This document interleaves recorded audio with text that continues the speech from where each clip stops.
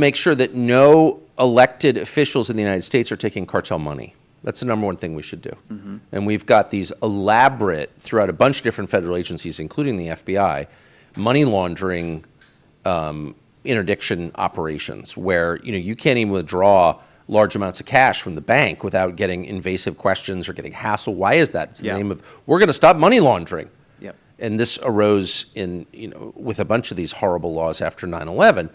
But the idea was to stop money laundering. Okay, it was to track the movement of money between countries to keep America safe. Well, there was a lot of money flowing from the drug cartels into the United States, and where is it going? And how many elected officials are taking that cash? That's the first thing. You don't want your political system controlled by cartels. Mexico's political system is controlled by cartels. Therefore, you can't beat the cartels because the people in charge, putatively in charge, not actually in charge, but the puppets who occupy the elected offices are taking cartel money, and the journalists and the clergy. Like, the penetration is full. It's complete.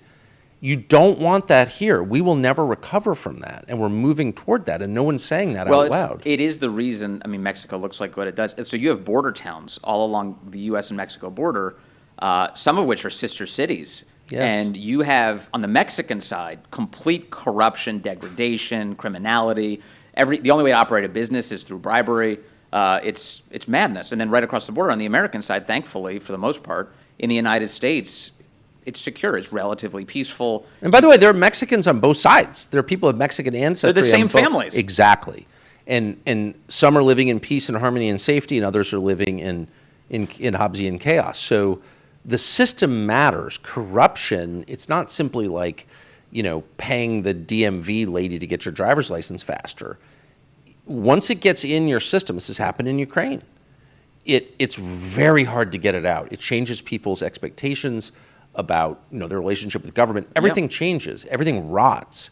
And the cartel money, this is hundreds of billions of dollars annually.